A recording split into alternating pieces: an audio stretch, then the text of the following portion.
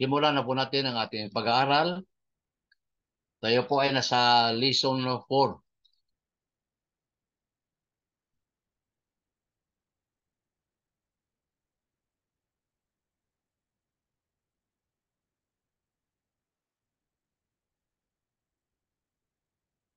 Makikita natin dyan mga background dyan ng mga unang panahon, Old Testament hanggang sa New Testament. Iyan po ang Bible history. Yung mga nangyayari mula sa lumang tipan at papunta tayo sa bagong tipan. Ano po ito? Apat na 48 lessons pala lahat ito. 24 sa lumang tipan at sa bagong tipan ay 24. Kaya abutin tayo ito ng mga 8 buwan o 6 months o hanggang 8 months ito. Kasi sa isang buwan, mayroong 4 na Lunes, minsan may 5. Kaya abutin tayo ng mga 7 buwan. Kaya patuloy lang po natin ang ating pag-aaral. Maganda ito kasi itong Bible history, mula ito kung ano nangyayari nung unang panahon at para mayroon tayong kaalaman. Parang sumari ito ng mga kwento.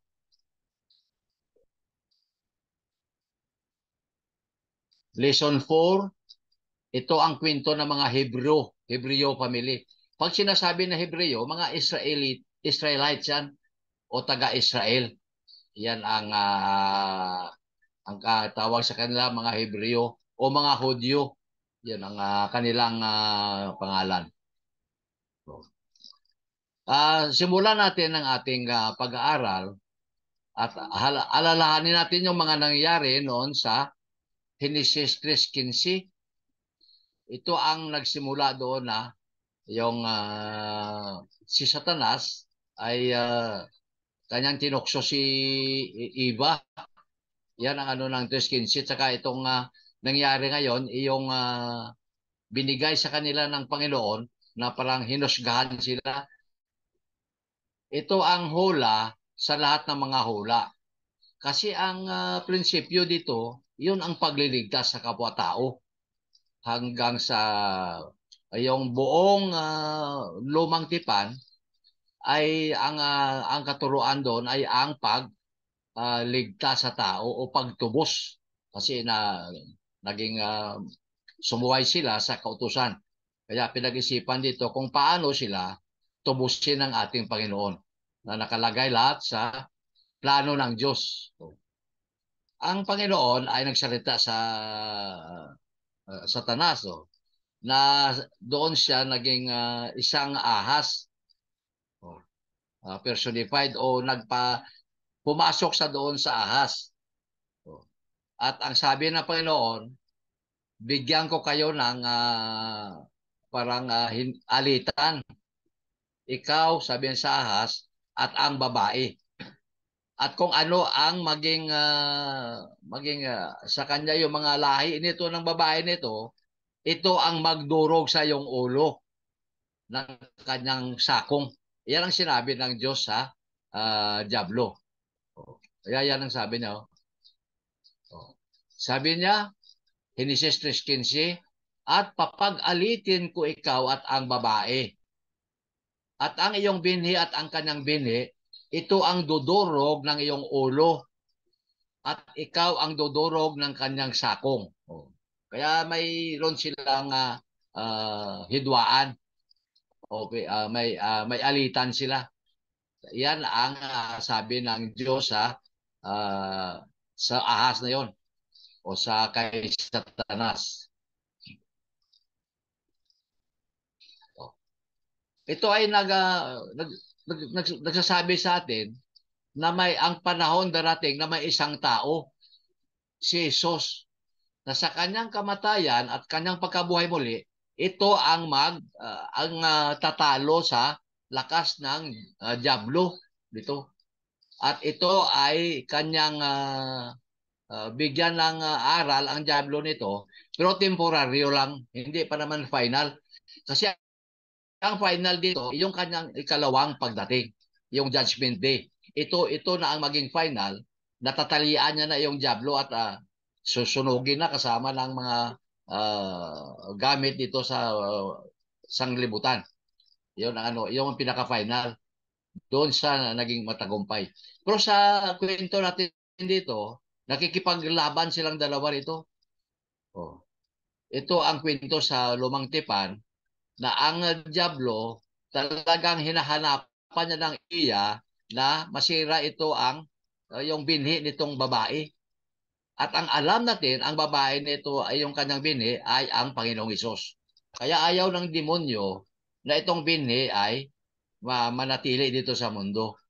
Pero sabi ng Panginoon, ang Diyos, pare sabi niya, una sa ng isang hakbang sa kay Satanas. Oo, si Satanas makapangyarihan. Pero mas lalong makapangyarihan ang Diyos o ang ating Panginoon. Kaya nga sinasabi ito, bawat attempt o yung kanyang plano na may isang magpatuloy sa binhi na ito kasi ito ay mula sa lahi o mula kay Abraham hanggang doon sa kay David doon sa panahon na ni David na mapag-aralan natin mamaya yan. At ito ay hindi matinag-tinag. Nakaplano na kasi ito eh. At saka Diyos, gusto ng Diablo sisirain ito. Pero wala siyang magawa dahil Diyos ang makapangyarihan. May kapangyarihan ang Diablo, pero hindi niya kaya uh, pantayan o malampasan ang kapangyarihan ng Diyos. Kaya ito ang kanyang pagkabuhay muli. He is risen. Ito ang tumalo doon sa Diablo. Dito sa ngayon na nalo sa unang laban nila. Kasi nabuhay sa muli. Di ba? Yan, pinatay siya, inilibing, at pagkatapos ng 3 araw, siya ay nabuhay muli. Dahil plano na po ng Diyos yan, na mabuhay siya.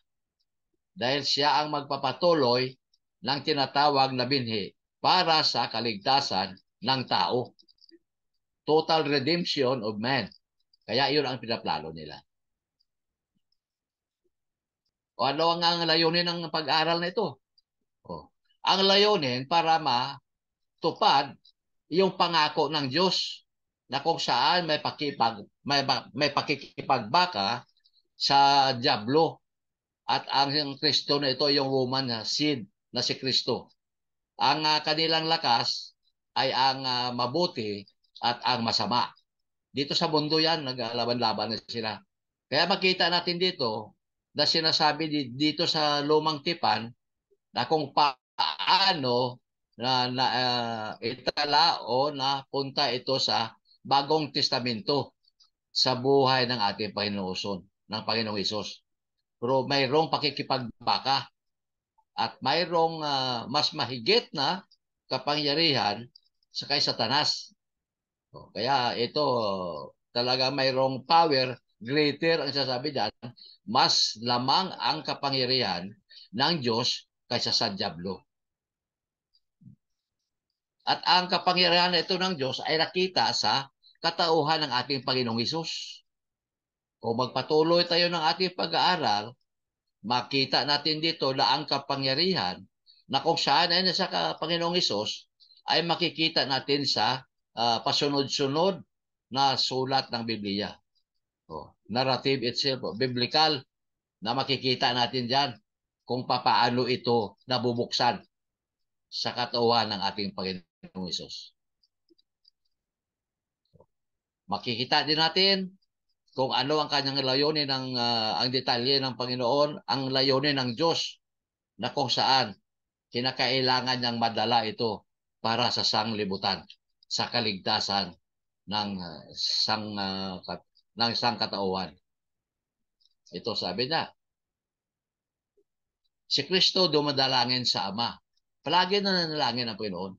Dahil alam niya na ang kanyang layunin na sinasabi na sa kanya ng Ama, kaya ipinadala siya. Juan 3:16, di ba? Dahil iniibig ng Panginoon ang Diyos, iniibig ng Diyos ang sanglibutan kung saan ipinadala niya ang kanyang bugtong na anak na kung sinong mananampalataya ay hindi mapahamak, kundi may buhay na walang hanggan. Kaya yun sabi na sa 1:17. Ang mga bagay na ito ay sinalita ni Jesus. At sa pagtingala ng kanyang mga mata sa langit, ay sinabi niya, Aba, dumating na ang oras. Luwalhatiin mo ang iyong anak upang ikaw ay luwalhatiin ng anak, ng ama, ng anak. Kaya maganda, nag-uusap silang dalawa. At kung makita natin dito, ng Panginoong Hesus ay laging mapagpakumbaba. Kaya't binigyan na siya ng kapangyarihan ng Ama. Sumusunod na rin siya. Ang kanyang ugali na isang anak ng Diyos na masunurin ay mapagpakumbaba. Hindi sa sumusuway kung anong inuutos sa kanya. Kaya isa itong kakayahan ng ating Panginoon na siya ay masunurin sa habilin ng kanyang Ama. Ano ang makukuha natin dito sa pag-aaral natin? Sabi niya, malaman mo ang hindi makikita na kapangyarihan ng Diyos. Invincible. Hindi ito makikita. Spiritual power ito na talagang sinang-ayunan ng ating Panginoon sa kanyang sarili. Sinabi niya talaga yan. Ang kanyang kapangyarihan ay hindi makikita. Subalit, maramdaman natin kung gaano kabisa ang kapangyarihan na ito. So, makita din natin, mapag-aralan natin na ang Diablo ay kung ilagay natin sa literal, wala talagang kapangyarihan ikumpara sa kay Panginoong Hesus. Literally, wala siyang kakayanan dyan na malampasan niya o yung kapangyarihan ng ating Panginoon. Invincible power. Hindi makita. At malaman din natin na ang kapangyarihan nito ng tagapagligtas, yung sa kanyang kamatayan, ng kanyang pagkalibing, at ang kanyang pagkabuhay muli, at ang coronation. Ang coronation ito ay doon sa kanan ng kanyang ama, doon sa langit. Iyon ang pag-ano sa kanya.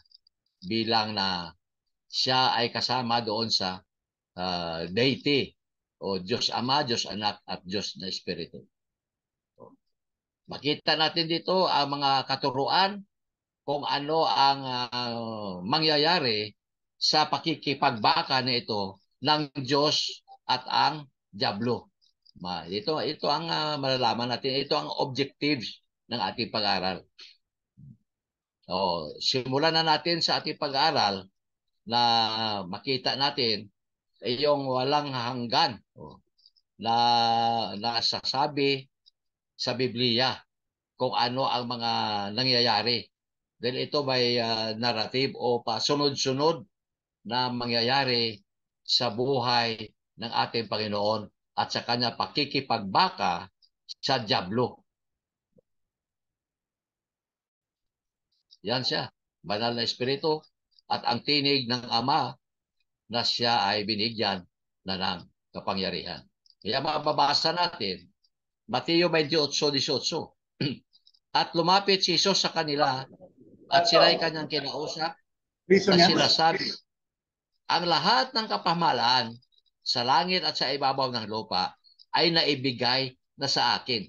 Ito po yung kanyang paunang salita doon sa 11 alagad na kung saan siya ay nagsasalita sa kanila na sila ay humayo, magbautiso at ituro ang lahat ng kaalaman ukol sa kanya. Kaya ito ngayon ang ating mga ginagawa ng Kristiyanos. Ituro natin. Dahil ang kapamahalaan ay naibigay na sa kay Kristo. Ang ibig sabihin, tayo rin ay mayroong pagpamahala sa pagpalaganap ng salita na ito. Tayo ang inaasahan dito. Una doon sa 12 apostoles, sumunod sa 3,000 araw ng Pentecostes na makikita natin sa mga gawa 2, at sumunod sa chapter 4 ng Acts, naging 5,000, 5,000. hanggang sa ngayon. Iilan lang. Sinasabi ko sa inyo, kung i-search nyo yan sa Wikipedia, ay ilan lang ang tunay na Kristanos. Nahango doon sinasabi ng ating Panginoon sa Mateo Kabanata 7, talata 13 at talata 14. Oh. Masikip ang pintuan papunta sa buhay na walang hanggan at iilan lamang ang makakapasok. Ngunit maluag ang daan at marami ang pupunta sa kapahamakan. Kaya ang ibig sabihin, ang pananampalataya hindi sa paramihan, kundi sa klase ng tao na naniniwala sa ating Panginoon. Iyon ang bilangan dito. Hindi paramihan, kundi sa klase ng tao o sa ugali ng tao na sumusunod sa kanyang kautusan.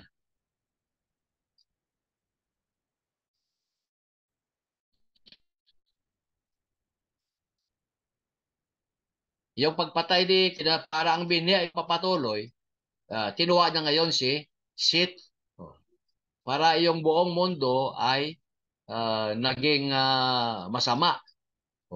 Kaya ang ginawa ng Panginoon, kinuha niya naman si Noah. Yun ang kwento dyan. Mula kay Cain at Abel hanggang sa kay Seth. Ito sa Seth, marami mga tao na naging makasalanan. Yung mga higanti nagsilabasan na rito. Yung mga anak na babae nagsipag-asawa ng mga masasamang lahi. Kaya nga pag ang mundo naging mapagsamba sa mga Diyos-Diyosan o mga mahahalay na ginagawa ng tao.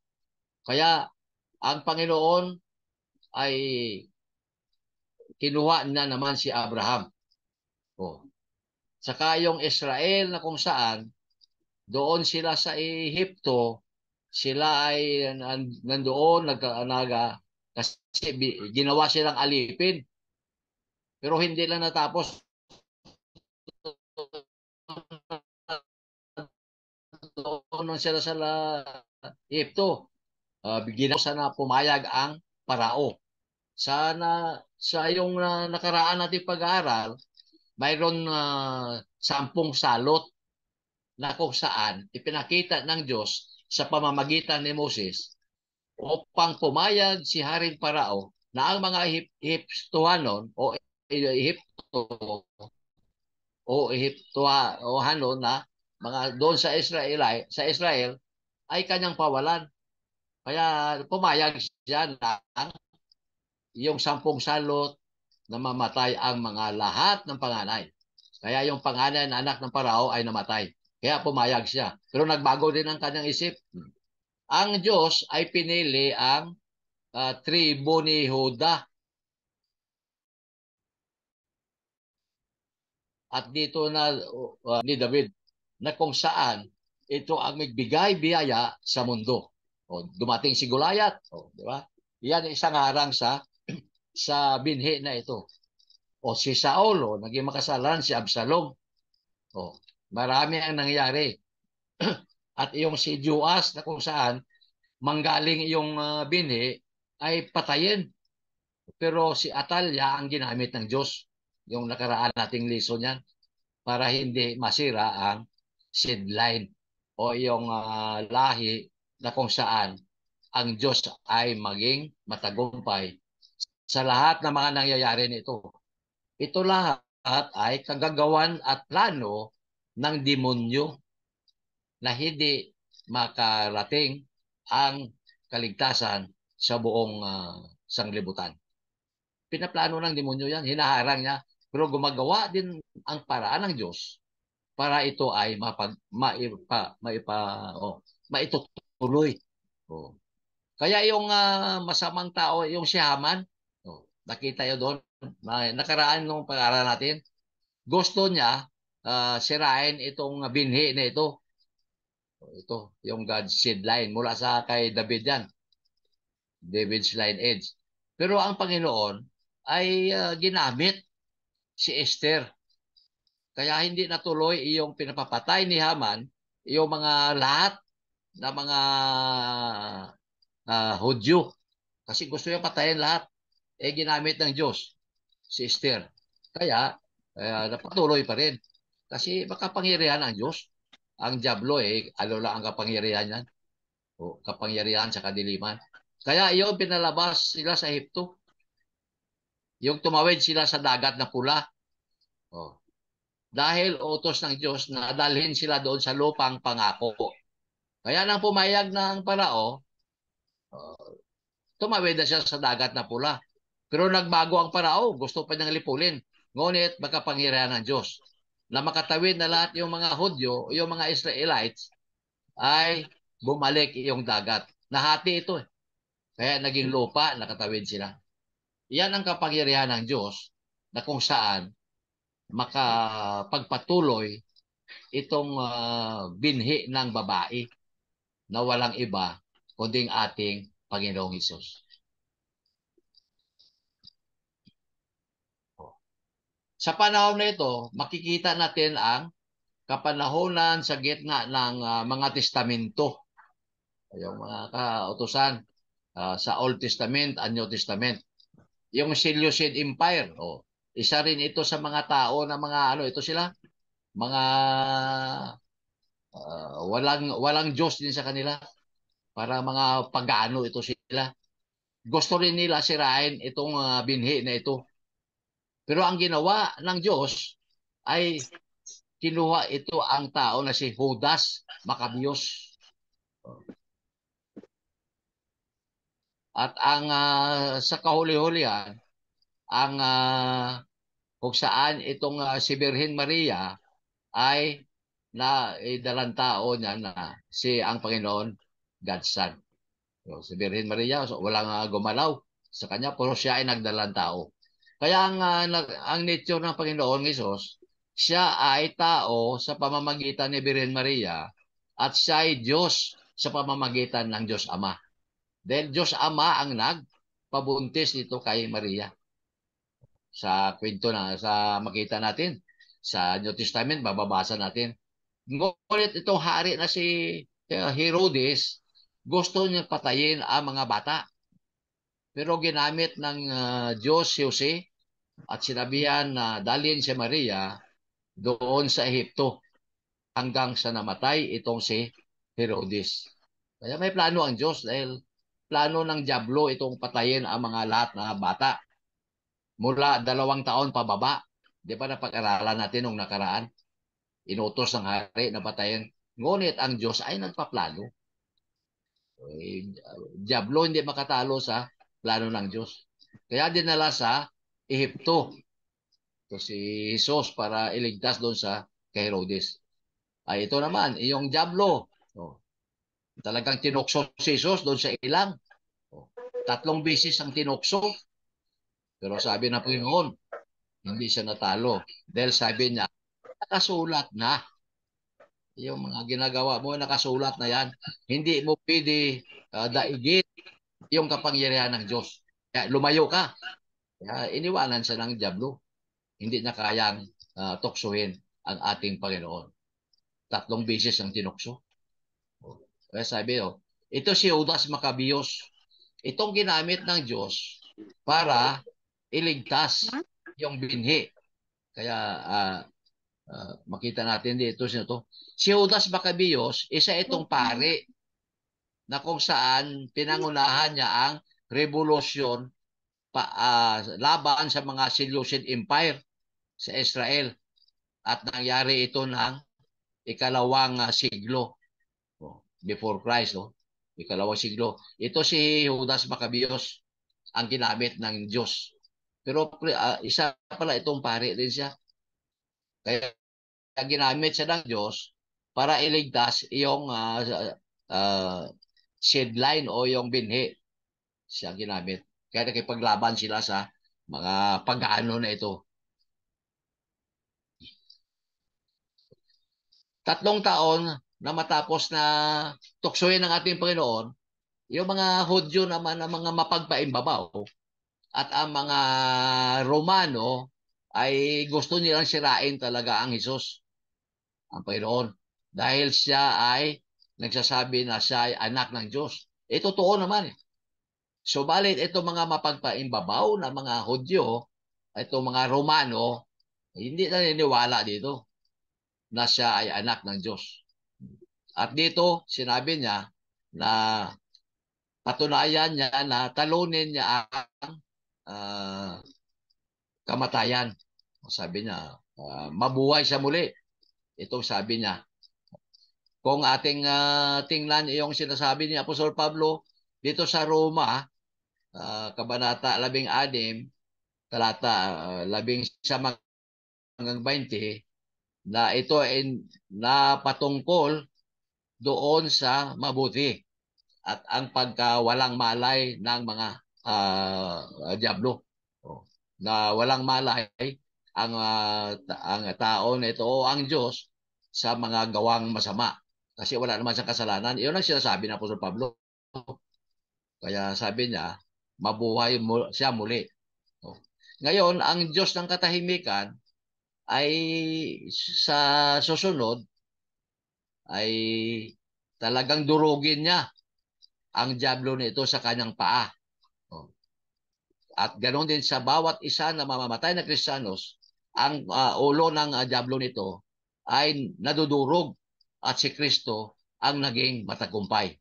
Dahil iyon ang sabi sa kanya doon sa lumang tipan, na ang dudurog sa iyo ay yung binhi ng babae na walang iba kundi si Kristo. Kaya ang pagdudurog dito ay yung paglupig sa kanya o daigin siya ng kapangyarihan ng Diyos sa pamamagitan ng ating Panginoong Hesus. Yan, anong sabi ng Romans 16, verse 19 to 20? Itong sinasabi.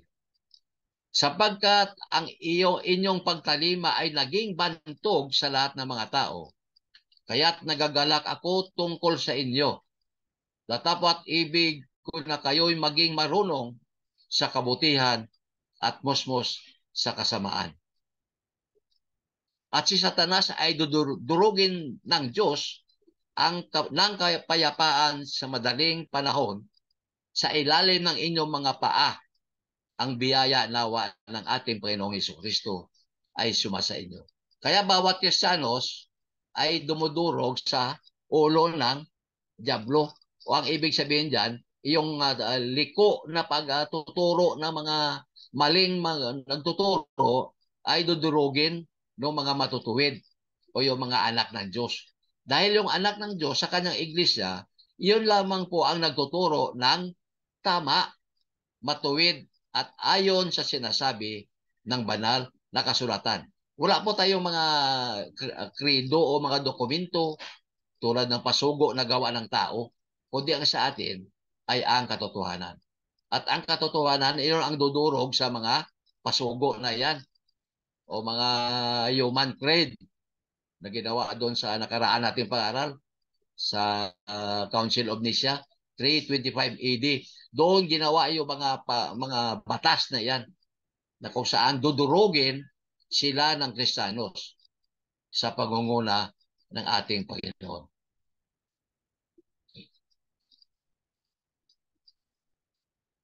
Pagkatapos ng labanan na ito, ano ang mangyayari?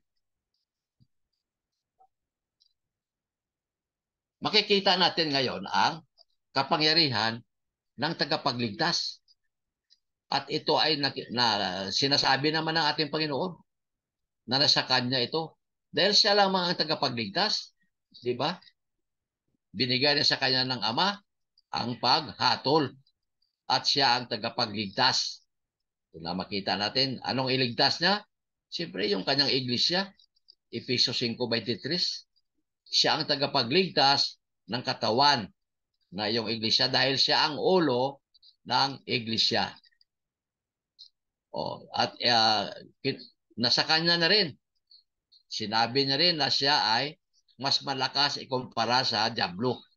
Makita natin sa mga sitas, may Matthew 12, marami tayong patunay na ang kapangyarihan ng ating Panginoong Hesus ay mas malakas kumpara sa diablo. Tsaka yung kanyang kabutihan, makikita natin O sa Marcos 3:27, mababasa rin natin dyan. May mga sitas. O, yung kaharian. O, yung kaharian na ito ng Diablo at ang kaharian ng Diyos ay mayroong division. Dahil yung kaharian ng Diyos ay dalhin niya na ito sa Ama. Yung sa Juan 8:32, alam natin ito. Hanapin mo ang katotohanan at ang katotohanan ang siyang magligtas sa iyo. Kaya mayroong division dito sa lupa. Yung kaharian ng Diablo at ang kaharian ng ating Panginoon. At ang kaharian nito, kung tayo ay maging matapat hanggang sa pagdating muli o second coming, ay ibalik niya na sa Ama. 1 Corinto, Kabanata 15, talata 24. Nasa huling araw, pag nalipol na ang lahat na makapangyarihan sa sanglibutan, ay ibalik niya na sa Ama ang kaharian. Ang kaharian at ang iglesia ay iisa lang yan. Dahil ito ang kaharian niya na nasa lupa. Kaya ibalik na po tayo doon sa Ama. Dahil ito ang pagkatapos na ng labanan. Magtagumpay na siya. Tapos talian na siya. Oh. Talian siya ng tanikala. Babasa natin doon sa mga taga-apocalypse o taga-pahayag. Natatalian na siya pagdating ng araw ng ating Panginoon. Kaya ang Diablo wala nang kapangyarihan para kay Panginoong Hesus. Dahil ang kapangyarihan ay nandoon na kay Panginoong Hesus doon sa kanya na binigay na sa kanya ng Ama. Kaya ito, ang Satanas ay ikadina at itapon doon sa apo yan into the pit. Ang pit na yan, yun ang uh, lawa ng apoy o dagat-dagatang apoy na mababasa natin sa Revelation 20 verse 1 ito. At nakita ko ang isang anghel na nanaog mula sa langit na may susi ng kalaliman at isang malaking tanikala sa kanyang kamay. Dalawa. At sinunggaban niya ang dragon, ang matandang ahas, na siyang Diablo at Satanas at ginapos ng 1,000 taon. O makikita natin dyan sa Revelation chapter 20 verse 1 and 2. Ito na ang the conflict aftermath. Ito na pagtapos ng away-away nila. Ito na ang mangyayari. Gagapusin na siya ng 1,000 taon. Itong 1,000 taon, mayroong mga sikta, yung mga premillennialism na nagtuturo nito na pagdating ng Panginoon ay maghahari pa siya ng 1,000 taon dito sa lupa. Saan nila makikita yan? Wala namang katunayan. Symbolikal ito. Dahil doon sa sinasabi ni Pedro na ang 1,000 taon ay isang araw sa Panginoon at ang isang araw sa Panginoon ay 1,000 taon. Kaya symbolikal, hindi naman totoo na 1,000. At isa pa, saan sila pipisto sa lupa? Dahil sa ikalawang Pedro 3:10, ang lahat ng mga bagay sa lupa ay susunugin ng matinding init. Wala na at mapaparam ang lahat ng mga bagay sa mundo. Wala itong 1,000 taon na tinuturo nila. Hindi nila mapatunayan yan.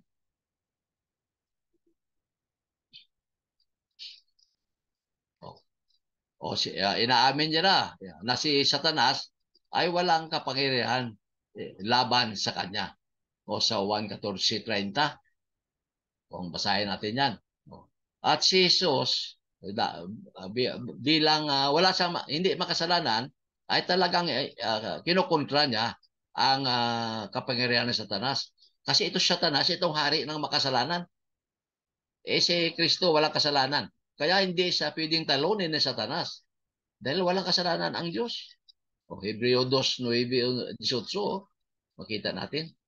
2:9, saka chapter 18, verse 9-18 pala yung sasabi niya. Na ang Diyos ay walang kasalanan. At sa chapter 4, verse 15, chapter 7, verse 23. Tungkol yan sa naging walang kasalanan ang ating Panginoon.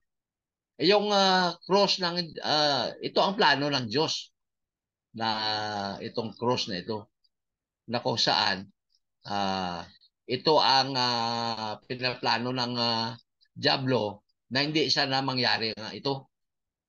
Kasi ito ang kanyang plano. Hindi ito plano ng Diablo. Yung cross tungkol sa Panginoon. Yung sa John 10:17 to 18. Basta natin dan. At ang cross na ito at ang pagkabuhay muli, ito talaga ang tumalo sa Satanas. Totally defeated. So wala na sa magawa. Wala na sa magawa ito kasi yung cross niya ito at ang resurrection doon siya pinatay, inilibing, at 3 araw siya inabuhay muli. Hebreo 2:14 hanggang 15. Revelation 1:17-18. Kaya ang buhay ni Kristo, na nakakita na din sa kanya, binigay niya yan. Walang agam-agam. Voluntaryo niya na ibinigay ng kanyang sarili para siya ay mamatay para sa ating kasalanan. Inako niya ang ating kasalanan. Kaya siya nagpakamatay upang tayo ay tubusin. Ito ang plano ng Diyos. Hindi ito plano ng Diablo. Kasi ang Diablo, gusto niya nga na walang cross na ito na mangyari na may ipapako doon. Ayaw niya yan. Dahil iyon ang doon siya matatalo ng lubusan. Kaya ang Panginoon talaga, mahal na mahal niya ang pagligtas sa tao. Yung sarili niya, binigay niya. Kaya ayon, itong cross, makikita natin dyan. Dyan sa ipinako, pinatay nila. At ito yung libingan niya. Nang mamatay sa 3 araw, siya ay nabuhay muli. At lumabas nito, itong bato na ito, may nakatakip dyan eh. Bato. Natanggal yung bato. At ang ating Panginoon ay nabuhay muli. At doon na siya nagpasimula, magpakita sa kanya mga alagad bago sa umakyat sa langit. Kaya ito talagang lubusang matalo ang Diablo. Kasi sabi niya, ang kamatayan o ang Hades hindi makalupig sa kanya. Kaya ito na patunayan. Nanalo na siya rito. At sa sunod na pagdating niya, lalong mananalo na siya kasi gagapuksin na itong Diablo nito na ito ang hadlang sa sanglibutan upang ang tao ay makikita nila ang katotohanan. Kaya yan ang cross at ang pagkabuhay muli. Yan ang lubusang tumalo sa Diablo. Ang cross na yan. At si Kristo ay naging matagumpay. Dahil dinaig niya ng kamatayan, ayaw mo yan. Ang iba, marami pang kwento dyan ninakaw daw ng mga alagad na yung bangkay, yung katawan. Marami mga kwento yung mga lalo yung mga Romano. Pero sa totoo, talagang plano yan ang Ama. Mula para itatag ang sanglibutan. Nakaplano na yan.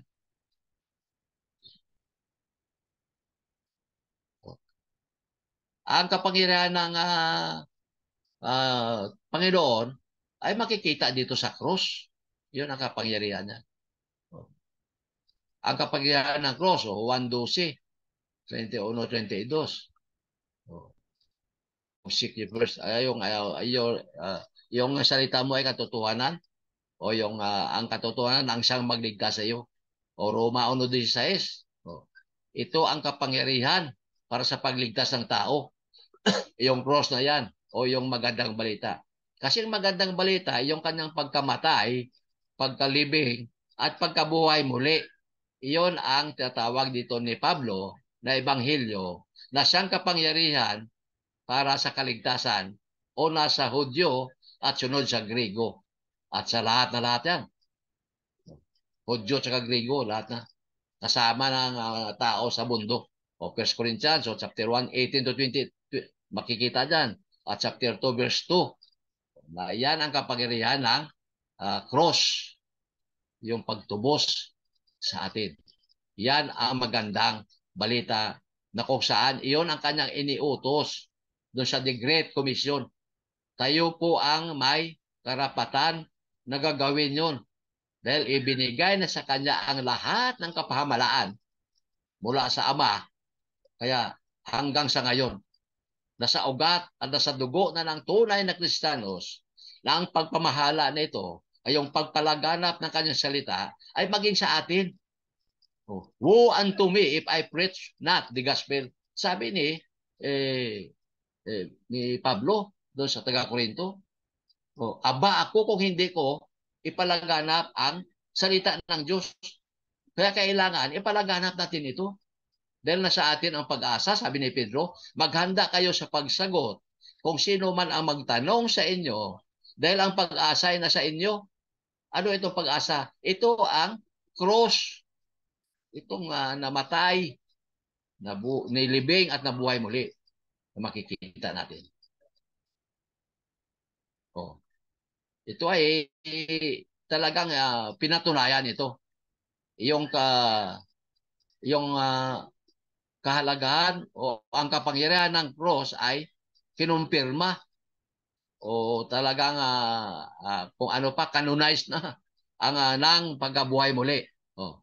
Juan 14:18-20, chapter 16 verse 17 to 19 and to 33. Kaya confirmed na ang kapangyarihan ng cross ay yung kanyang pagkabuhay muli. Dinaig na ang kamatayan. At dito natalo ang demonyo sa unang round. Kasi first round ito eh. Dito sila sa mundo naglaban-laban. Ang second round, yung last day o yung judgment pagdating na muli. Yung pangalawang pagdating ng Panginoon. Sabi niya, sisirain niya ang pintuan ng libingan o kamatayan.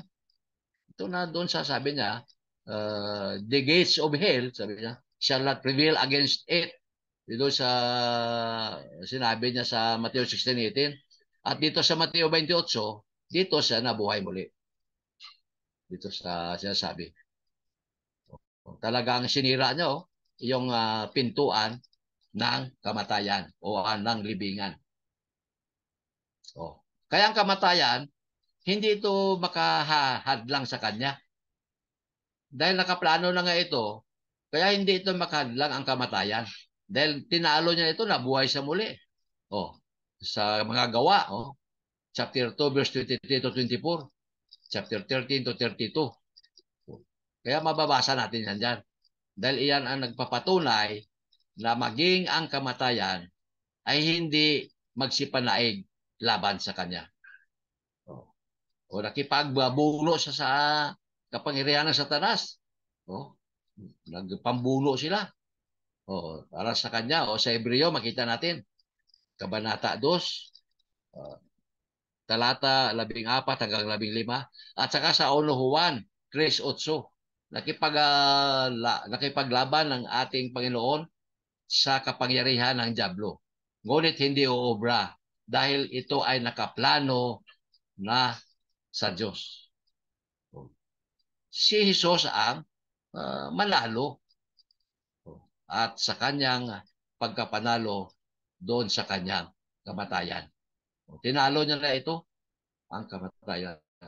Kaya siya ang naging victorious o talagang nagmatagumpay ang kanyang plano dito sa lupa.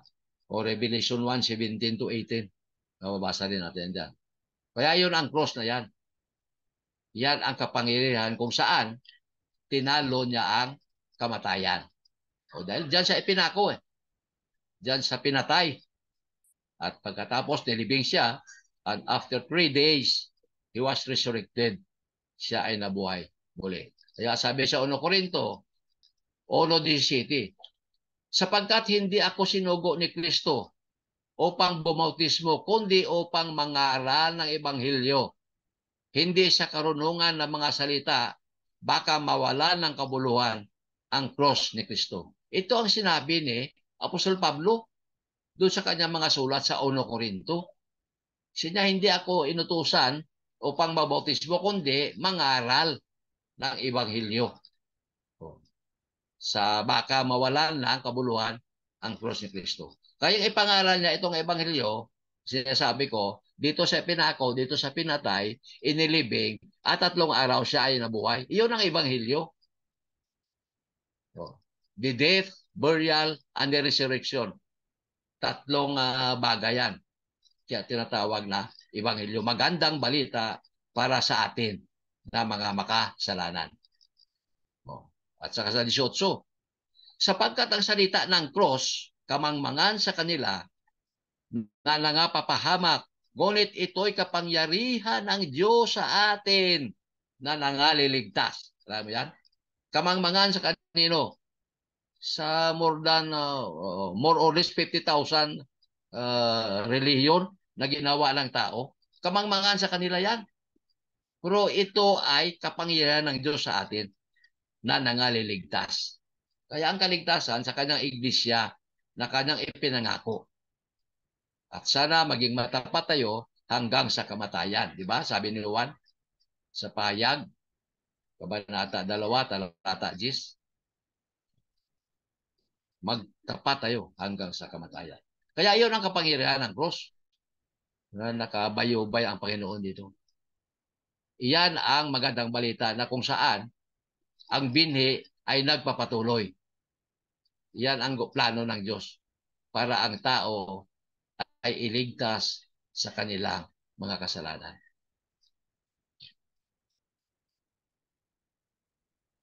Ito ang kaaral.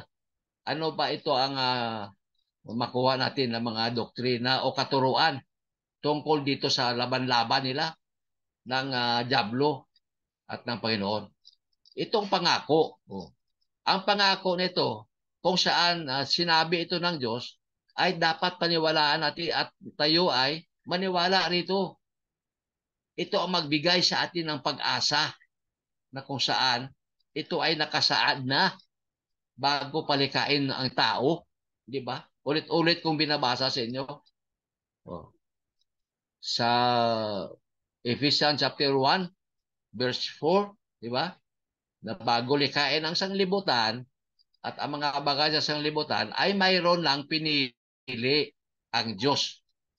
At kung pupunta ta doon sa chapter 3 ng Ephesians, verse 10 to 11, at sa pamamagitan ng iglesia, ay maipalaganap ang katotohanan sa mga pamahalaan.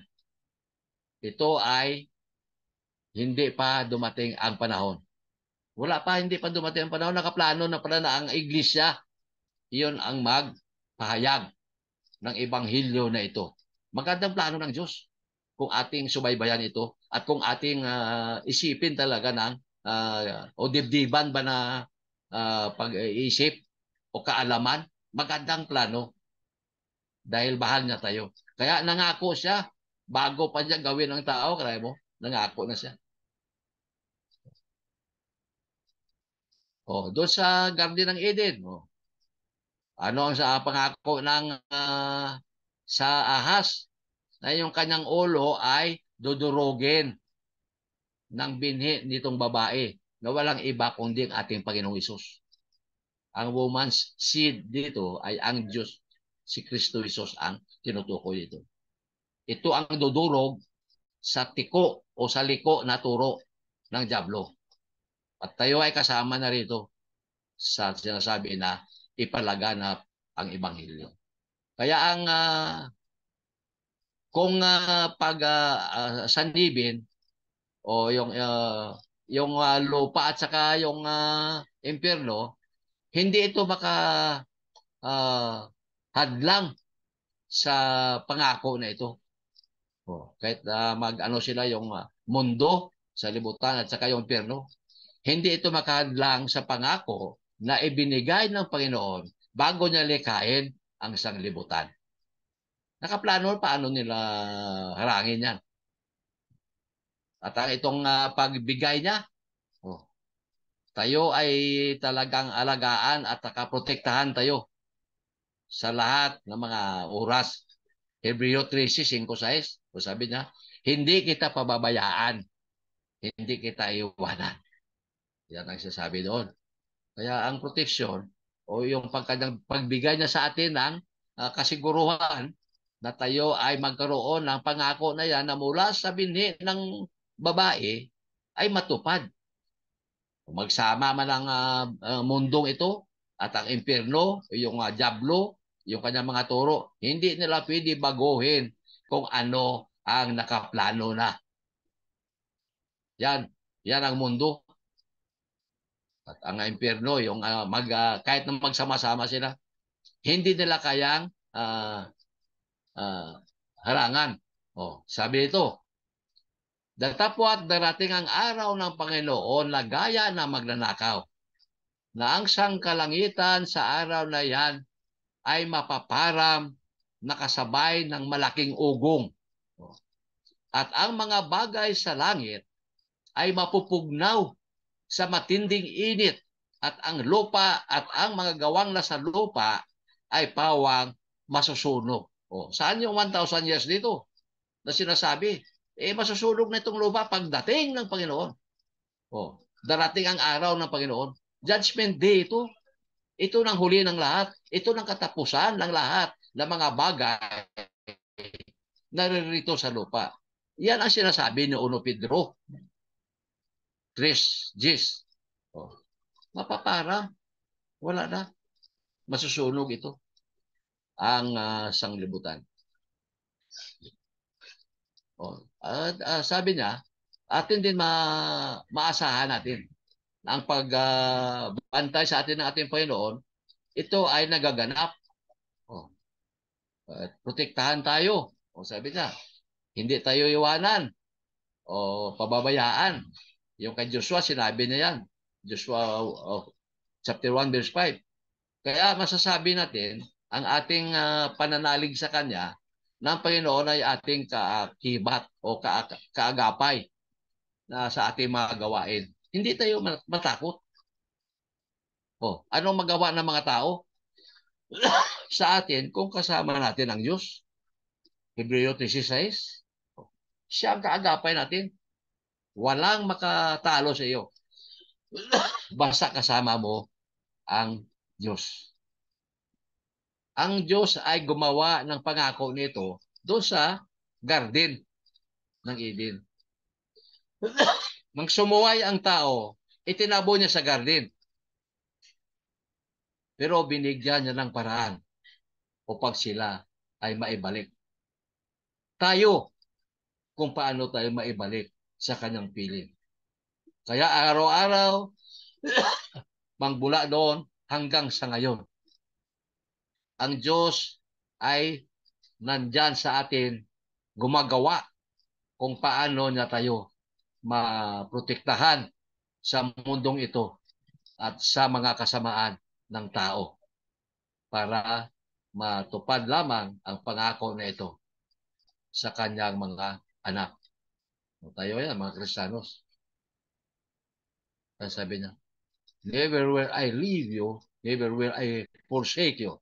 Sabi niya, mangilag kayo sa pag-ibig sa salapi, mangagkasya kayo sa inyong tinatangkilik, sapagkat sila na ang nagsabi, sa anumang paraan ay hindi kita papagkukulangin, sa anumang paraan na hindi kita pababayaan.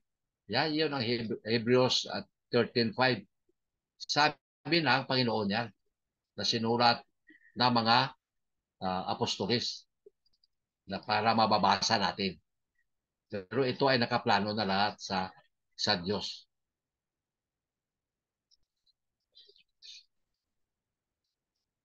Ano ang layunin ng Diyos para tayo ay palaging maging matapat o nakatayo palagi sa katotohanan? Ano ang layunin nito ng Diyos?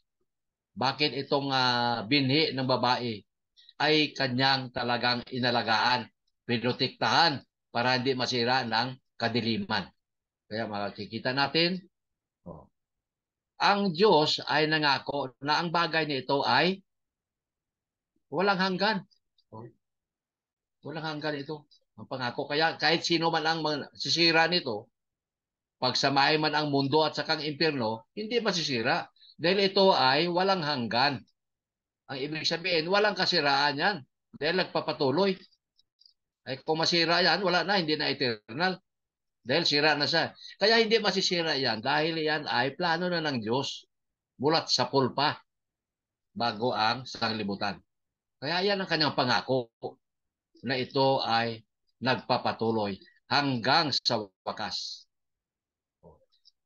At ang Panginoon mismo ang gumagawa ng plano na ito para sa ating buhay. Ang walang hanggang pangako sa atin para sa ating mga buhay, lalo na tayo sa kanyang iglesia. At ang layunin natin, ito naman, sa ating buhay, ay ipaalam natin na ang Panginoon ay kasama natin. Siya ay gumagawa sa atin mga buhay. Kaya ang lahat ng bagay, ipaubaya na natin sa ating Diyos. Dahil nandyan siya sa atin. Nasa atin na naging bagong tao na tayo. Ibinihis na natin si Kristo. Galasa 3:26-27. Ibinihis na siya. Tayo ay naging bagong tao. Ikalawang Korinto 5:17. Nang ikaw ay bautismuhan, nang ikaw ay umahon, ikaw ay bagong anyo. Kaya lahat ng bagay na kung ano man ang nakakahadlang sa atin, ipaubaya natin sa Diyos. Dahil siya ang patuloy na gumagabay sa ating mga buhay. Yung mga karamdaman, madaling pawiin na ng Diyos. Kung ikaw ay nananalig, walang doktor na makagamot sa iyo. Pero ang Panginoon, sa isang iglap mata, ay pagagalingin ka. Dahil ikaw may tiwala. At nasa iyo, sa iyong buhay, yung pangako na walang hanggan. Nasa atin, sa kanyang iglesia. At alam natin na ang lahat na bagay ay gumagawa ng kabutihan sa mga tao na kung saan nagmamahal sa Kanya, sa mga tao na kung saan tinawag sila sa Kanyang layunin. Roma 8:28, di ba? Anong sabi ni Apostol Pablo? Mabasa natin. Sa Tagalog. Sabi niya, at nalalaman natin na ang lahat ng mga bagay ay nagkakalakip na gumagawa sa ikabubuti ng mga nagsisiibig sa Diyos sa makatwid bagay niyaong mga tinawag alinsunod sa kanyang nasa. Sino ito ang tinawag niya? Ito ang kanyang iglesia. Ito ang kanyang nasa. Ninasa na ito sa Efeso 1:4. Hindi pa nagawa ang tao. At sa pamamagitan ng iglesia. Alinsunod sa kanyang nasa. Sa makatwid, iyon bang mga tinawag? Tayo nga ito. Kaya ipagpatuloy natin ang pagpalaganap kung ano ang plano ng Diyos para sa sanglibutang ito. Tayo ang inasahan. Sa Great Commission, lalo doon sa verse 20 ng chapter 28. Teaching them to observe all things that I have commanded you, and I am with you always until the end of this world. Sabi na, ituro ninyo ang lahat ng alam nyo ukol sa akin at ako'y maging kasama nyo. Ako'y sumasa inyo hanggang sa katapusan ng mundo. Kalahin mo na pangako na yan? Samahan tayo ng Diyos. Kaya huwag tayong mahiya magturo. Gawin natin ang ating alam. Yung napag-aralan natin sa Biblia, huwag natin itago yan. Kasi woe unto me if I will not preach the gospel, sabi ni Pablo. Aba tayo, kawawa tayo. Dahil tayo ang pinagbilinan. Kaya magturo tayo. Brad, paano ko makapagturo? Wala akong support. Ay, hindi support ang pinag-aralan dito. Sinabi ba ng Panginoon na tatanggap ka ng support para ikaw ay magturo? Wala. Maliwanag sa Hebreo 13:5. Hindi kita pagkukulangin. Hindi kita pababayaan. Hindi kita iiwanan. Akalain mo yan? Sobra pa sa support ng material yan. Spiritual ang gusto malaman ng Diyos kung hanggang saan ang puso mo. Magturo ka lang kung may bayad ka, hindi pwede yan. Ang Panginoon nakikita niya ang gawa mo at you will be accountable during that day. Judgment day. Lahat tayo harap Alalahanin niyo mga kapatid, 2 Corinthians 5:10. Lahat tayo ay harap sa hukuman ni Kristo. At ang bawat isa ay managot kung ano ang kanyang ginawa habang siya'y nabubuhay, masama man o mabuti.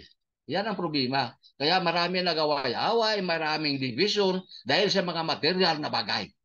Hindi sa aral. Hindi nila alam ito na they will be accountable at the end of time. Managot sila. Dapat matakot naman sila. Walang magpapakumbaba sa atin eh. Anong buhay ang nasa atin? Anong klase Kristiyanos tayo? Babayaran tayo para magpalaganap? Ayaw ng Panginoon yan. Maliwanag sinasabi. Hindi kanya pagkukulangin. Just go on, preach the gospel to every creature. Iyon ang sinasabi. Dahil hindi kita pababayaan. Hindi kita iiwanan. Suportahin tayo ng Diyos. Hindi nyo alam yan.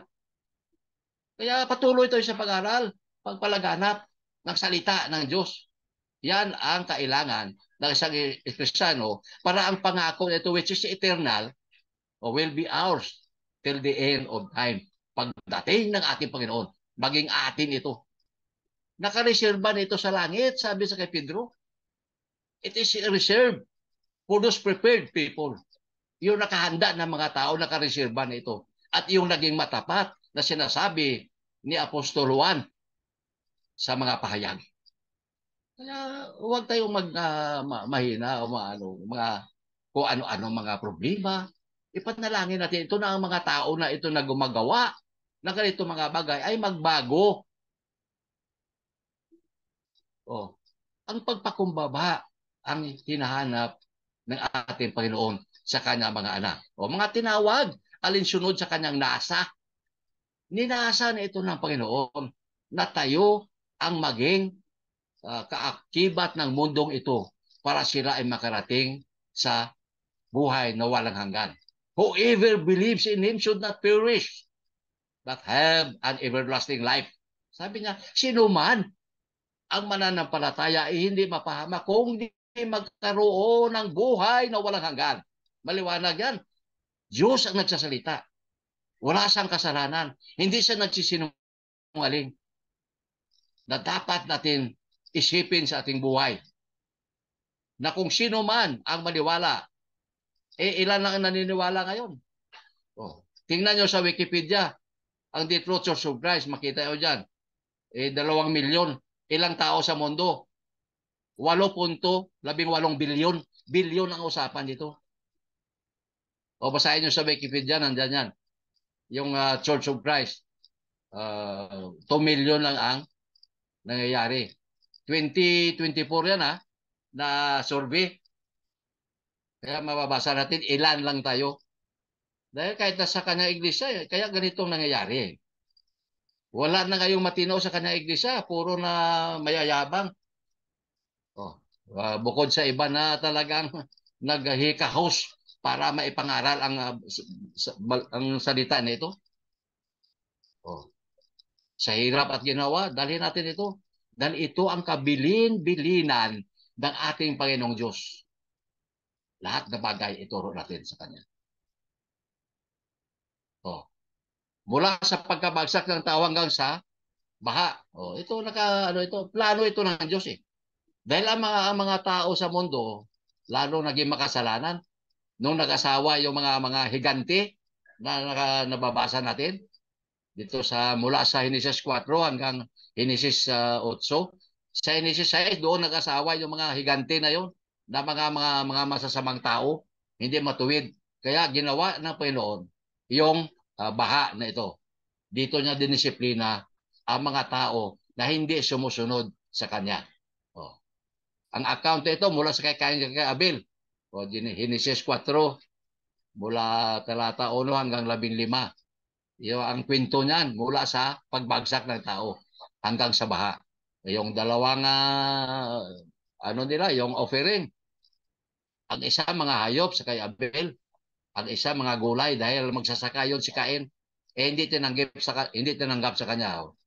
Kaya ang isa accepted, ang isa rejected. Kaya nagkaroon siya ng silos. Doon niya pinatay si Abel, ng kanyang kapatid. Kaya murder and martyrdom.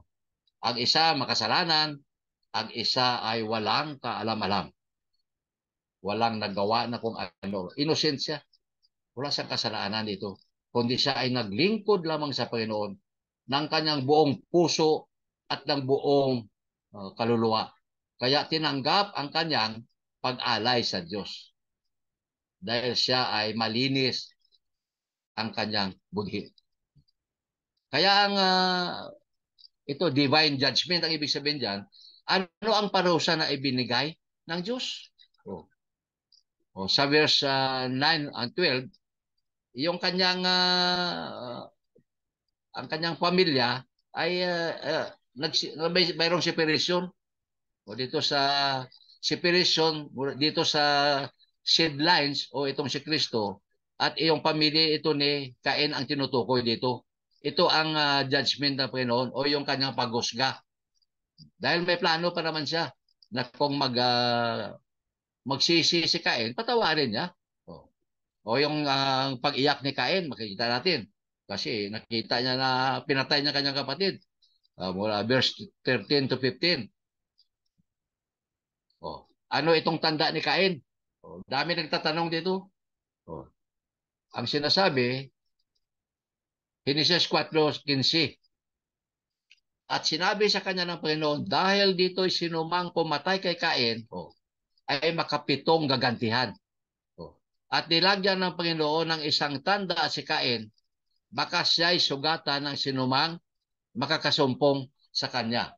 Ngayon, nagtatanong, ano ito ang tanda ni Cain na inilagay ng Panginoon? Nakasulat ba ito sa Biblia? Anong sabi ng mga scholar dito? Ano ang tanda ng Diyos na ibinigay kay Cain?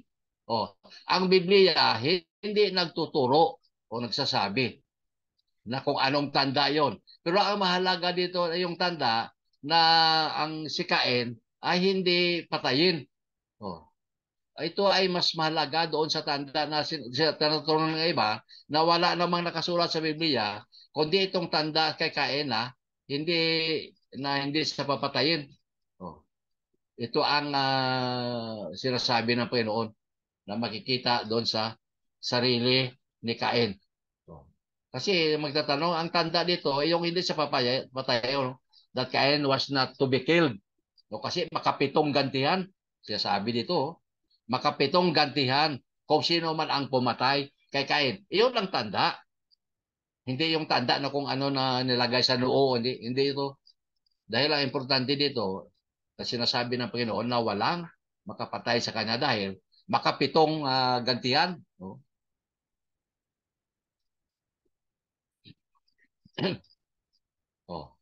Ano itong paghusga ng Panginoon sa kay Cain?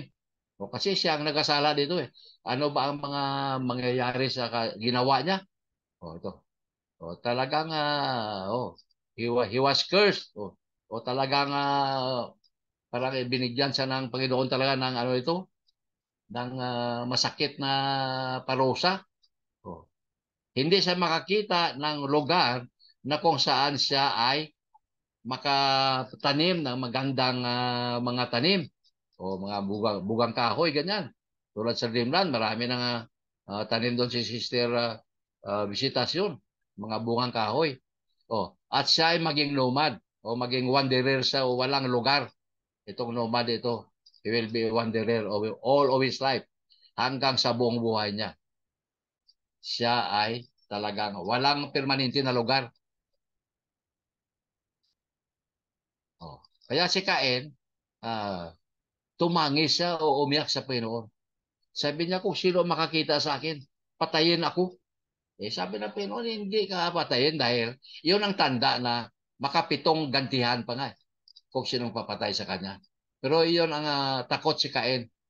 Iyon ang kanyang daing sa Panginoon. Yung tanda ng kay Cain na ang Panginoon maglagay ng tanda sa kanya na kung sino ang makapatay, makikita niya ay baka patayin siya.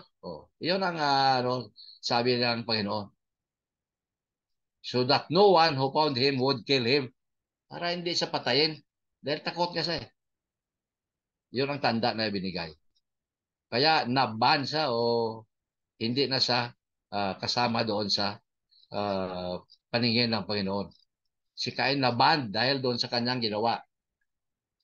Ito ang paghusga sa kanya ng Diyos divine judgment, makatarungan.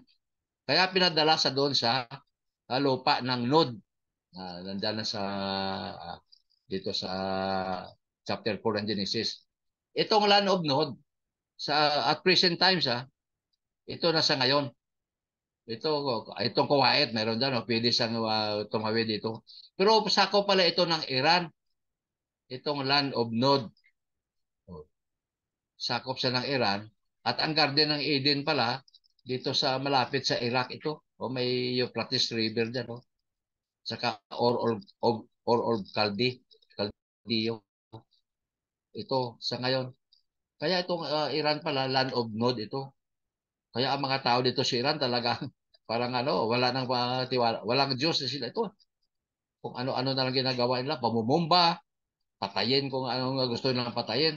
Kaya talagang dito pala dinala si Cain dito sa land of Nod na sinasabi ng banal na kasulatan.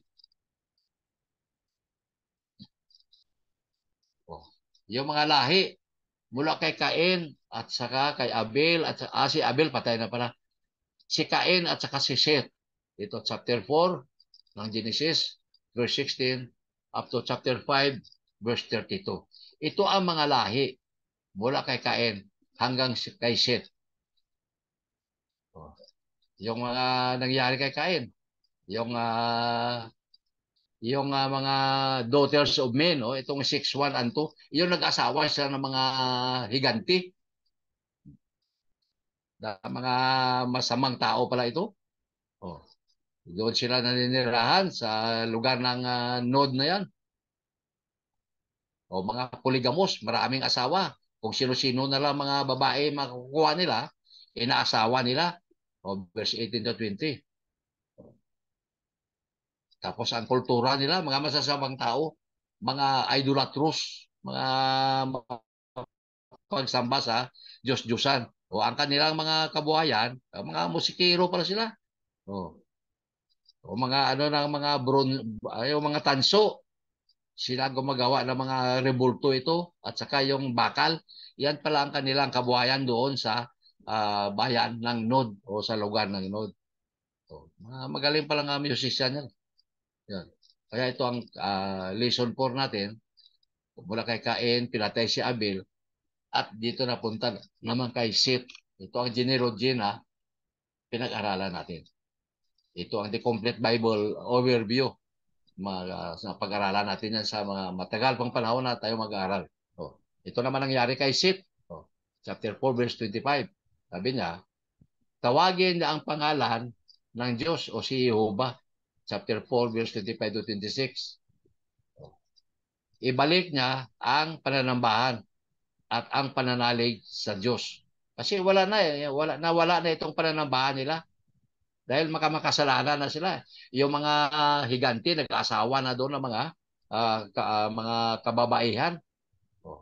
At naging poligamo sila kung sino-sinong babae, inaasawa. Kaya naging makasalanan ang tao. Kaya binalik ni Seth itong kanyang nagawa sa kanyang lahi. Binalik niya ang pananambahan at ang pagtitiwala sa kay Jehovah o sa Diyos. At sila ay naghiwalay sa mga hindi makadiyos. Hiniwalay ni Seth yung kanyang lahi doon sa hindi makadiyos. Dahil binalik na nila ang kanilang pananambahan sa Diyos. At ito ang kanilang kahoy o family tree. Yung kanilang mga lahi mula sa kay Seth hanggang sa the sons of God. The sons of God in 6:1 and 2. Itong mga lahi na ito na kung saan marami ng mga nangyari. Iba na bumalik na sa pananampalataya, pero ang iban ay naging makasalanan pa rin. Dahil sa kapangyarihan ng diablo. Gusto niya iligaw ang binhi na ito. Kaya 10 henerasyon mula kay Adan hanggang kay Noah. Oh, nasabi ito sa chapter 5. Oh, at sila ay naging makadiyos sa pangkalahatan. Kaya mula pala kay Adan hanggang kay Noah, kasi dito na nilipol ang tao sa panahon ni Noah. Lahat na tao pinatay ng Diyos dahil sila ay naging makasalanan. Kaya yung ang mga genealogy of Genesis, mula sa kay Adam to Noah. Ang pangalan si Adam. Hebrew meaning tao. Sumunod kay Seth. Appointed, inappoint siya ng Diyos. Si Enos. Mortal frail. Yung mga sa Hebrew yan. Si Cain. Soro. Mahalalel. Blessed God. Si Jared shall come down. Yung mga meaning nila sa Hebrew. Si Enoch. Teaching. Metosila. His date that bring. Yung kamatayan niya ay mapasa kanya. 969 years. Yan. Si Lamech, despairing, parang nawala na rin ng pag-asa ito. At saka si Noah, comfort at rest. Ito ang sinasabi. Dahil ang tao ay nakatalaga ng kabiguan. Pero ang Panginoon na Diyos ay bumaba sa sanlibutan para turuan sila na ang kanyang kamatayan ay siyang magdala ng mga bagay na kung saan sila ay nawalan ng pag-asa ay magkaroon ng katahimikan at kapahingahan. Yan ang Genesis, genealogy na mula kay Adan kay Noah. Ngayon, itong great apostasy, yung ang mga nangyayari na kung saan marami na ang nagsisitalikod sa pananampalataya. Tapos darating ang paghukom. Genesis 6:1 yan hanggang 8 to 14. At ito ang mga pagsama-sama na ng mga binhi. Yung anak ng Diyos at ang mga anak na babae ng mga lalaki. Doon sa yung nagsiasawa, sabi ko na mga higanti. Yung anak ng Diyos, ito sa lineage of Seth o sa kanyang lahi, ito yung mga anak ng Diyos. Ngayon, yung mga kababaihan o anak ng mga babae ng mga lalaki, ito ang sa kalahi ni Cain. Dahil ito naging makasalanan ito sila. Mga idol, mga polygamous. Kaya gusto na ng Diyos lipurin ang mundo. Kaya itong The Great Apostasy, kung naalalaman ninyo, yung sa Restoration Movement, yung The Great Apostasy nito, na yung mga Kristohanon ay pinapakain sa leon ng mga Romano dahil hindi sumusunod sa kanilang patakaran. Dahil may pananampalataya sila. Kaya nagkaroon ng The Great Apostasy doon. Na yun din ang sinasabi doon sa 1 Timothy chapter 4 verse 1 to 3 na ang iba ay magsisitalikod. Hindi naman lahat, kundi ang iba lang. Mayroon pang natira. Subalit sila ay natatakot. Kaya nagsitago sila. Kung sila ay manambahan sa mga bahay-bahay na mababasa natin. Lalo doon sa mga aklat ng mga gawa. Kaya ito sila. Iba natatakot na. Kaya nagsialisa na sa pananampalataya. Ikaw ba naman ipakain ka sa leon, hindi ka matakot, di ba? Kaya nagkaroon ng malakihang pagtatalikod ng mga Kristiyano.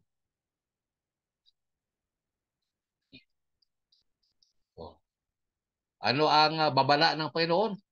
Diyos ang nagbabala sa kanila. Kita mo, nakikita natin na kahit anong makasalanan ng tao, may babala pa rin ang Panginoon. Dahil ayaw na ang tao ay mapahamak. Ayaw na ang tao ay mahiwalay sa Kanya. Kaya mayroon siyang ginagawa ng mga pagbabala, maraming babala. Subalit ang tao talaga ay matigas ang kanilang paninindigan. dahil doon sila sa kapangyarihan ng dyablo, hindi sa kapangyarihan ng Diyos. Kaya ito may mga babala. Dahil labanan ito ng kadiliman at sa kaliwanag o ng dyablo at saka ng ating Panginoong Hesus. Kaya may mga babala dito na sana kung susundin ito, maging maayos sa kanilang sarili. O, ang Espiritu ng Diyos, alam natin. O, hindi naman sa lahat na bubuhay sa tao. Dahil may mga tao talaga na ayaw maniwala. May mga tao talaga na alam nila na kasalanan, pero sige pa rin ang kanilang gawa. Kaya yung sabi ng Panginoon, ang Espiritu ng Diyos ay hindi naman sa lahat na mamuhay sa tao. Mayroon talagang sa Diablo. Ang mundo ay talagang sisirain na o gugunawin na ng tubig. Within 120 years.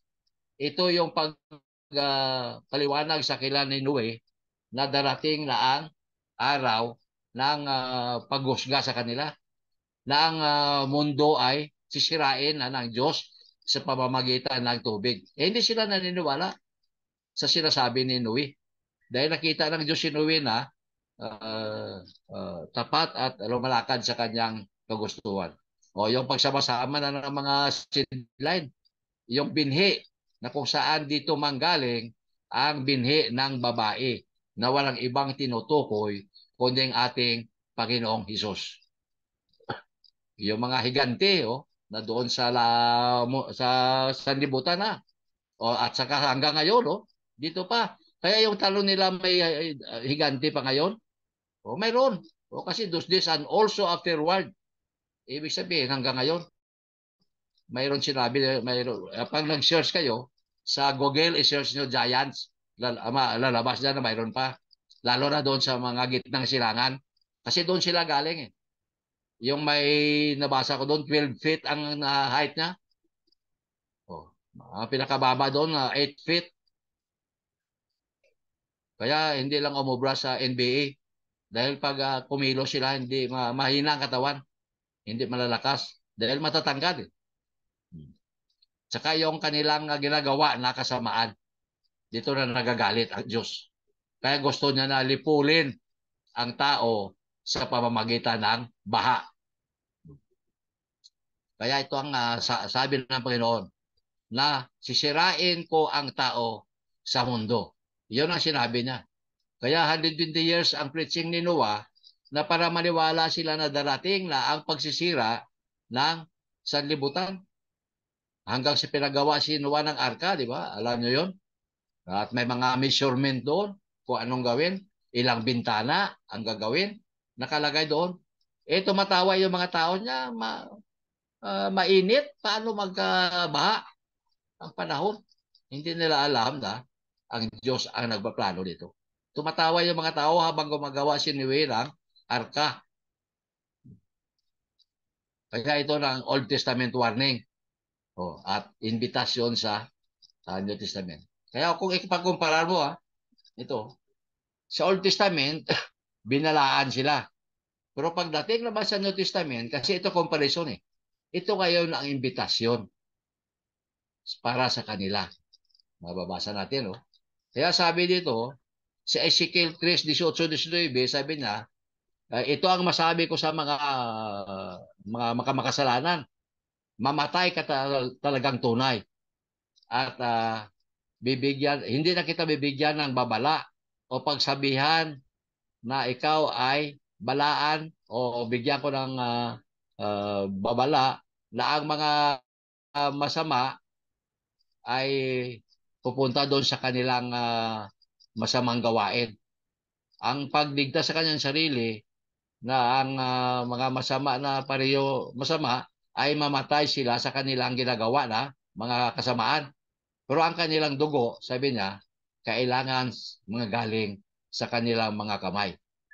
Ngayon, binabalaan ko ang mga makasalanan na kung hindi sila babalik from this, kung hindi nila iwanan ang kanilang pagiging makasalanan o yung kanilang mga maling ginagawa, ay mamatay sila sa kanilang mga ginagawa o iniquity. Pero ikaw, sabi niya, ang iyong kaluluwa ay iligtas na ito. But you have delivered your soul. O, na binigay mo na yung kaluluwa mo sa kasalanan na ginawa mo. Dito sa Ezekiel 3:18 pala. Pero ang sabi ng Panginoon, binigyan pa rin sila kasi ito nga, dapat kasama sila. Gusto ng Panginoon, lahat na tao, iligtas. O sabi niya, halik kayo sa akin. Kayo na nabibigatan at kayo ang nabibigatan ng lubha at kayo ay aking papahingahin. Mateo 11:28, mababasa natin yan. Ngayon itong invitasyon ng Panginoon. O, pakinggan mo si Kristo. Mateo 17:5. Paniwalaan mo si Kristo. Juan 8:24. Pagsisihan mo ang iyong mga kasalanan. Lucas 13:3-5. Ipahayag mo ang ating Panginoon. Mateo 10:32-33. At magpagbautismo. Immerse na, hindi iyong wisik, hindi iyong buhos, kundi immersion, baptizo into Christ. Para kay Kristo, sa pangalan ni Kristo, para sa kapatawaran ng iyong mga kasalanan. Maraming sitas. Marcos 16:16, 1 Pedro 3:21, Galacia 3:27, at Roma 6:3-5. Hindi lang po natatapos diyan ang pag-anyaya sa inyo ng banal na kasulatan. Kung di ikaw ay mamuhay ng may katapatan. Live faithfully. 1 Pedro 2:2, ikalawang Pedro 3:18, at ang pahayag 2:10. Be thou faithful unto death, and I will give you the crown of life. Iyan ang paanyaya sa Bagong Testamento. Dahil may pag-ibig ito, binigyan ng pagkakataon ang tao dahil ayaw nila na ang sinumang mawala, kundi ang lahat ay magsisisi sa lahat ng dako. Doon sa mga gawa, chapter 17, di ba? Na ang lahat ay magsisisi sa lahat ng dako para may kapatawaran ng kasalanan. Iba doon sa lumang tipan. Talagang winarningan sila. Ito paanyaya naman sa bagong tipan. Kaya tayo ay talagang masaya tayo. O talagang ang Diyos ay mahal na mahal niya tayo. Ayaw na tayong pababayaan. Pero nasa atin na rin yun. Kasi minsan tayo ay naging pabaya rin. Hindi naman tayo sumusunod sa kanyang kagustuhan. Minsan sinusunod natin ang ating kagustuhan. At alalahanin yung mga kapatid na ang paghukom ay magsimula sa atin, sa kanyang iglesia. 1 Pedro 4:17 hanggang 18. Ang paghukom ay magsisimula sa bahay ng Diyos. At kung magsimula sa atin, na kung tayo ay bahagyang makaligtas, ano pa kaya ang mangyayari doon sa wala sa pamamahay ng Diyos? O paano sila maligtas? Kung ang Kristiyano nga bahagya na makaligtas, paano yung hindi Kristiyano na wala sa iglesia ng Diyos? Wala silang kaligtasan. Kaya sabi ng Panginoon, ipalaganap ninyo ang magandang balita. Baka naman sila ay maniwala at sila ay sumunod at gagawin ang 5 bagay na ito, na kung saan ito ang paanyaya sa mga tao na wala pa sa kanyang iglesia. Kaya tayo inasahan ng Diyos na sa atin ang pag-asa. Sabi ni 1 Pedro 3:15, maghanda kayo sa pagsagot kung sino man ang magtanong sa inyo dahil nasa inyo ang pag-asa. Anong pag-asa nito? Ito ang pag-asa ng tao para sila ay makaabot doon sa nakareserba o nakahanda na tahanan. Di ba? Sa 1 Pedro, mabasa natin yan. Na-reserve na pala tayo o nakahanda na. At iyon ay inihanda na sa atin na ang ating Panginoon. Juan 14, mula 1 hanggang 3. Nandoon ang Panginoon, nakahanda na ang ating tahanan. At siya ay babalik. Second coming, Judgment Day. At kung sino ang naging matapat, nagpatuloy, iyon ang kanyang dadalhin. Marami yun, maraming tahanan na inihanda sa atin. Kaya nasa atin na yun. Kung tayo ay magpatuloy sa ating mga gawain upang tayo ay makakuha ng pwesto doon sa langit na naihanda na sa atin. Oh. Itong naiwan ito na maka-Diyos, sino ba ito? O sa chapter 6 ng Genesis, mula verse 8 to 9. Ito, o si Noah. Si Noah nakitaan sa mata ng Panginoon na siya ay may tiwala sa Diyos o may paniwala siya. Siya nakita eh. Dahil sisirain na nga ng Diyos ang tao, lahat ng tao sa mundo, yung makasalanan. Kaya may plano pa rin ang binhi na ito na nagpapatuloy sa pamamagitan ni Noah. Ilan ang maligtas sa arka? Si Noah at kanyang asawa. Yung tatlong anak niya at saka may kanya-kanyang asawa. Kaya 8 kaluluwa lang ang maliligtas sa araw na yon. Yung pagsira ng Diyos sa sanglibutan sa pamamagitan ng baha. At ang lahat ng mga hayop, sabi ng Panginoon, pair by pair. O, pag galagay ka, ipasok mo sa arka. Lahat ng klase ng hayop. Dahil ipreserba ng Panginoon sa bagong lupa na kanilang tatahakin. O, siya ay makatarungan.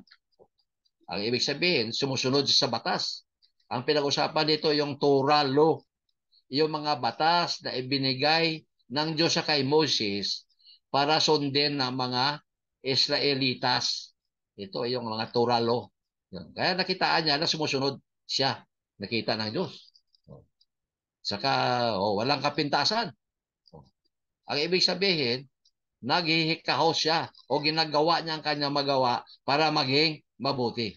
Dahil ang walang kapintasan dito, ito sa mga qualifications ng elder, blameless. Kaya sabi ng iba, hindi pwede na maging blameless kasi lahat tayo makasalanan. Ang ibig sabihin dito ay tulad kay Apostol Pablo, makasalanan siya, di ba? Pero naging matapat sa Panginoon. Pero siya ay talaga, ginagawa niya ang kanyang mga gawa para maging mabuti. Hindi naman na wala kang kasalanan dahil Roma 3:23, lahat tayo may kasalanan. Kaya ang siya tawag dito na isang kwalifikasyon, yung talagang walang masabi ang tao sa iyo, sa ugali mo, sa labas at sa loob ng iglesia. Walang masasabi sila. Kaya kailangan gawin mo, mabuhay ka na, maging mabuti. Lumalakad sa Panginoon kasama ang Diyos. Mayroong pagpakumbaba ito si Noe. Kaya nakita siya ng Diyos na siya ang gagawin na tagadala ng binhi nitong babae. Yan si Noe. Sabi dito sa Genesis 6:8, datapot si Noe ay nakasumpong ng biyaya sa mga mata ng Diyos. Nakita ng Diyos na siya pala ay masunurin. Ito ang mga lahi ni Noe.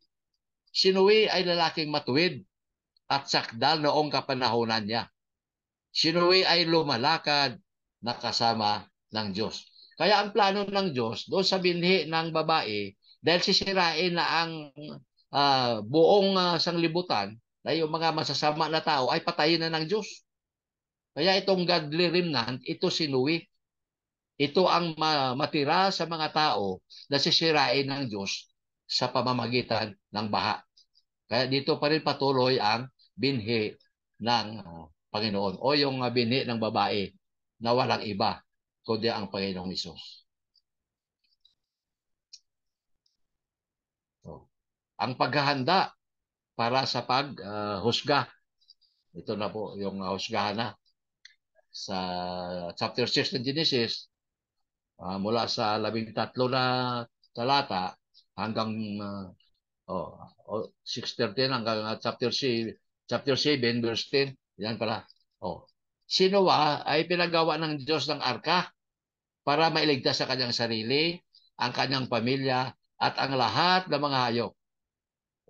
Ang pagpagawa niya, mayroong measurement yan. Sabi niya, sa Diyos, ganito. Maglagay ka ng 3 bintana. Kung naglagay siya ng 4, hindi siya sumunod. At ang gagawin mong kahoy ay gopher wood. Kung akasya ang ginawa niya, hindi sila mailigtas. Kaso lang, si Noe ay masunurin. At siya ang binhi na kung saan magpapatuloy. O. Kaya ba yan, no? Talagang sinabi niya sa mga tao na ang paghusga ng Panginoon o yung katapusan ng mundo sa loob ng 120 years, hindi naniwala ang tao sa kanya na darating ang araw na ang Panginoon dahil sa inyong mga kasamaan ay talagang ilubog niya na ang mundo, mamatay lahat ng mga tao sa pamamagitan ng tubig. O, itong sinasabi na talagang hindi maharangan ang baha na ito. O punitive, ito ang nagbigay sa kanila ng sentensya. Lahat sila ay namatay maliban sa kay Noe at ang mga hayop na makikita natin. O. Kaya ito na ang pagkakataon na ang mga tao ay magsimula ulit. Kasi namatay na yung mga makasalanan eh. Makataruan si Noe at ang kanyang pamamahay.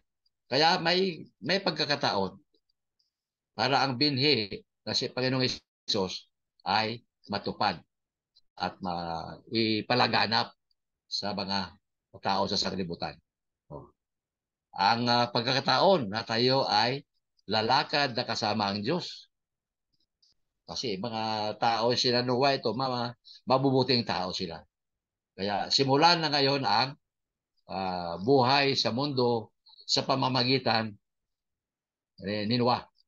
Yan sa iyo, arka. Lahat ng mga hayop ay ipasok sa arka, pares-pares, babae, lalaki, para sila ay mabuhay muli sa bagong mundo na kung saan ay ibigay sa kanila ng Panginoon. Kaya ang arka at ang lahat ng mga hayop kasama yung 8 kaluluwa na siyang magbigay ng pagkakataon na ang tao ay manumbalik sa Diyos. Ito na palang wakas. End of lesson 4. Kaya kung may mga tanong kayo o may dagdag sa ating pag-aral, pag-aralan natin yan.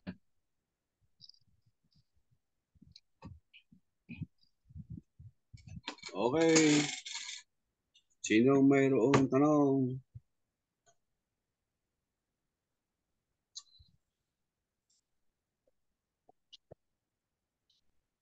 Off recording muna tayo. May tanong.